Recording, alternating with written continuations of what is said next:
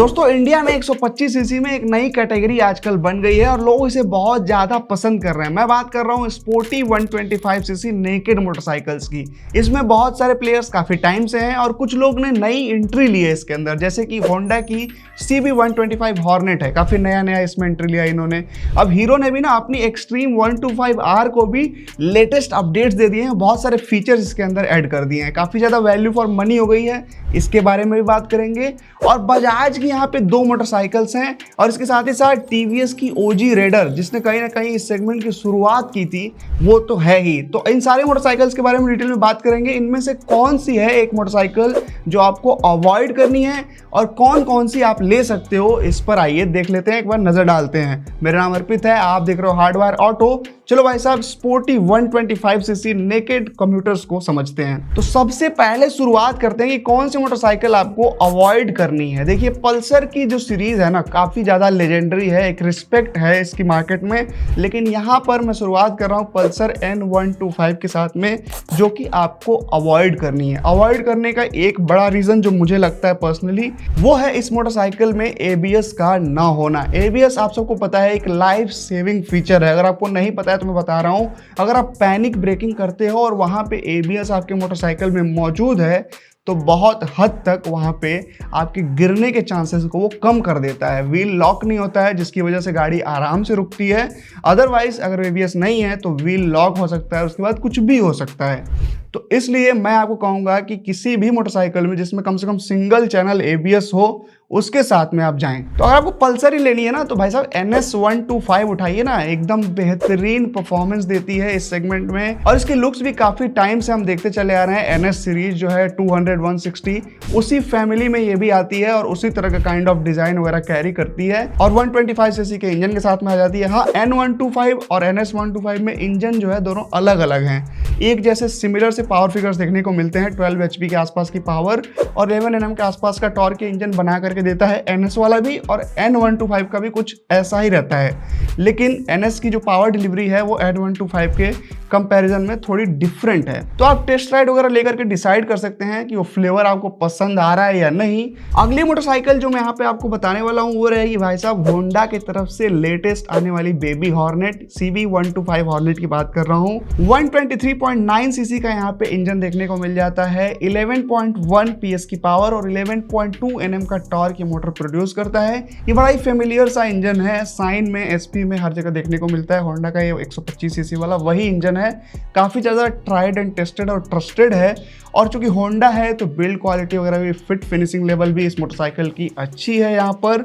हालांकि यहाँ पर जो इंजन है ना, आपको बताया मैंने जैसे कि बहुत सारे मोटरसाइकिल्स में होंडा के दिया जाता है और भी 2 मोटरसाइकिल्स में, तो लेकिन यहाँ पर जो पावर डिलीवरी है इस मोटरसाइकिल के नेचर के हिसाब से डिफरेंट ट्यून की गई है। लुक वगैरह की बात करें मोटरसाइकिल में तो काफ़ी ज़्यादा अग्रेसिव स्टाइलिंग यहाँ पे देखने को मिल जाती है। जो हॉर्नेट इनकी बड़ी वाली आती है सब, उन्हीं से कहीं ना कहीं इंस्पायर्ड लुक यहाँ पर देखने को मिलती है हमें। पूरी LED लाइटिंग है, फीचर्स वगैरह भी यहाँ पे भरपूर देखने को मिल जाते हैं। इंस्ट्रूमेंटेशन के लिए LCD स्क्रीन दे दी गई है। सीट हाइट वगैरह भी एक्सेसिबल है, राइडर किसी भी हाइट के हो, 5'5" से ज़्यादा अगर आपकी हाइट हो तो आप इसको ईजिली कंफर्टेबली राइड कर पाएंगे। मोटरसाइकिल के अंदर ब्लूटूथ कनेक्टिविटी भी है, कॉल SMS अलर्ट भी है, टर्न बाय टर्न नेविगेशन का भी सपोर्ट देखने को मिल जाता है। काफी ज्यादा मॉडर्न है ओवरऑल। प्राइसिंग की अगर इसकी बात करें तो 1.03 लाख यानी 1,03,000 रुपए के एक्स शोरूम प्राइस पर इसका एक ही वेरिएंट आता है। उसमें बहुत सारे कलर ऑप्शंस हैं, तो आप बताइएगा उसमें से आपका फेवरेट कलर ऑप्शन कौन सा है और क्या आप हॉर्नेट लेंगे या फिर आप लेंगे हमारी अगली मोटरसाइकिल जो कि रहने वाली भाई साहब TVS की रेडर 125। TVS रेडर ने ना कहीं ये जो स्पोर्टी नेकेड वाला कम्यूटर का सेगमेंट है ना, इसको शुरू किया था। अगर हम ये स्टेटमेंट दें तो कहीं इसमें कोई गलती नहीं होगी। यहाँ पर रेडर में 124.8 सीसी का इंजन देखने को मिल जाता है। ये इंजन 11.2 PS की पावर और 11.75 Nm का टॉर्क बनाता है। यहाँ पर पावर फिगर्स वगैरह आप देखोगे तो ज्यादातर बाइक्स के इस सेगमेंट में ना सिमिलर ही हैं। हालांकि जो रेडर की स्टाइलिंग है वो काफी ज्यादा आपको सिंपल एंड सोबर नजर आएगी अगर आप हॉर्नेट वगैरह से कंपेयर करोगे तो। लेकिन एक चीज जो यहाँ पे खास रहने वाली है वो रहता है भाई साहब इस बाइक का एग्जॉस्ट नोट। मैंने पर्सनली इसको बहुत ज़्यादा चलाया हुआ है और भाई साहब काफ़ी बेसी और थम्पी सा साउंड आता है इस छोटे से इंजन होने के बाद भी। 780 mm की सीट हाइट है जो कि इसको काफी ज्यादा राइडर्स जो छोटे होते हैं उनके लिए भी एक्सेसिबल बना देती है। यहाँ पर डिजिटल इंस्ट्रूमेंटेशन है, LCD पैनल आता है टॉप एंड मॉडल में, और वहां पर आपको काफी ज्यादा फीचर्स भी देखने को मिल जाते हैं स्मार्ट एक्स कनेक्टिविटी के थ्रू। अगर बात करें टीवीएस रेडर के एक शोरूम प्राइसिंग की, तो इस लिस्ट की सबसे ज्यादा अफोर्डेबल मोटरसाइकिल है और यही कहीं ना कहीं टीवीएस रेडर के फेवर में काम कर रही है अपने सेगमेंट की ना, इस स्पोर्टी नेकेड वाले में, और टॉप सेलर रहती है। जब से लॉन्च हुई है तब से one of the top seller जरूर रहती है ये 125 सीसी में। हालांकि यहाँ पर एक चीज जो टीवीएस के साथ थोड़ी नेगेटिव रहती है वो रहता है भाई साहब इनके आफ्टर सेल सपोर्ट। आप अपने एरिया में जरूर पहले पता करें कि जो सर्विस सेंटर है ठीक से काम करते हैं या नहीं, अदरवाइज आप दूसरे सर्विस सेंटर्स विजिट करेंगे, 2-3 जगह पे आप पता करेंगे तो उनमें से हो सकता है कोई एक अच्छा मिल जाए आपको। ये चीज थोड़ी सी प्रॉब्लम टीवीएस को फिक्स करने की जरूरत है। ऑल राइट भाई, अब बात कर लेते हैं हमारी लिस्ट की फाइनल मोटरसाइकिल के बारे में, जो कि रहने वाली है हीरो की एक्सट्रीम 125R। देखिए यहाँ पर आपको इंजन देखने को मिल जाता है 124 पॉइंट समथिंग, 125 सीसी का ही है, सेगमेंट वही है। यहाँ पे जो पावर फिगर है वो रहने वाला 11.5 HP के आसपास, और जो टॉर्क है वो 10.5 Nm का रहता है इस मोटरसाइकिल के अंदर। यहाँ पर देखो नंबर्स तो छोड़ दो आप, यहाँ पर जो चीज़ सबसे ज़्यादा अच्छी रहती है ना इस मोटरसाइकिल के बारे में, वो है इसकी स्टाइलिंग। इसकी स्टाइलिंग काफ़ी ज़्यादा अग्रेसिव है, बिल्कुल कहीं ना कहीं सिमिलर लगती है कावासाकी की Z900 के साथ में। LED लाइट्स इसमें चारों ही तरफ देखने को मिल जाती हैं, इंडिकेटर्स भी LED हैं। इंस्ट्रूमेंटेशन इसका एक नेगेटिव पॉइंट हुआ करता था, सेगमेंट में आपको LCD मिला करता था, इसमें नहीं था। हीरो ने कहा रुकिए हम प्रबंध करते हैं, और उन्होंने अब यहाँ पर भी TFT स्क्रीन लगा दी है, बहुत सारे कनेक्टेड फीचर्स दे दिए, स्मार्टफोन कनेक्टिविटी वगैरह आ चुका है इसके अंदर। और यहाँ पर एक चीज़ जो इसके फेवर में सबसे तगड़ा काम करने वाली है ना, वो रहेगा भाई साहब यहाँ पे डुअल चैनल ABS का सपोर्ट।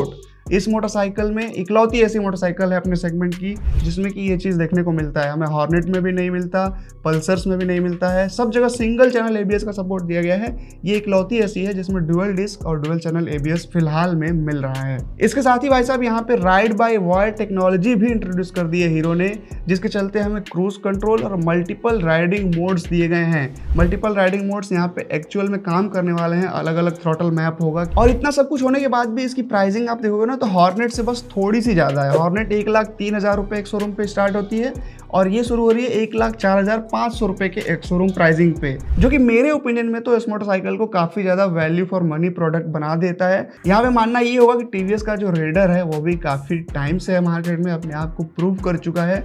बहुत सारे लोग उसको काफ़ी ज़्यादा पसंद करते हैं। माइलेज वगैरह की अगर बात करें तो इस सेगमेंट की सारी ही मोटरसाइकिल्स ना आपको 50 kmpl के आसपास का माइलेज दे देंगी। अगर आप प्यार से उन्हें हल्के हाथ से राइड करोगे, तो बहुत ज़्यादा अग्रेसिव एक्सेलरेट करोगे तो कोई भी बाइक फिर वैसे ही माइलेज देने वाली है। तो ये थे भाई 125 सीसी के कुछ स्पोर्टी कम्यूटर्स, नेकेड स्पोर्ट, जो मर्जी आप कह लो इनको, कहीं ना कहीं कम्यूटर्स ही हैं। 125 सीसी की मोटरसाइकिल से आप क्या ही बहुत ज़्यादा परफॉर्मेंस एक्सट्रैक्ट करोगे।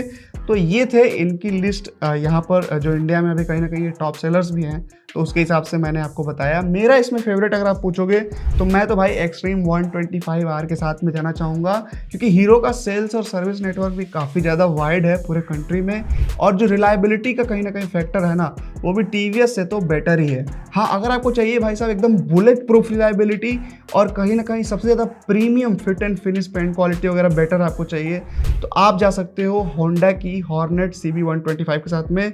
वहाँ पर ये चीज़ें थोड़ी सी बेहतर हमें देखने को मिल जाती हैं, थोड़ी सी ही बेहतर होगी, 19-20 का फ़र्क है इस सेगमेंट में। बाकी अगर आप कोई भी लेते हो तो ऐसा नहीं कि कोई बाइक लेकर के आप पछताने वाले हो। सारी मोटरसाइकिल्स अपने आप में कहीं ना कहीं एक बढ़िया value for money proposition offer करती हैं।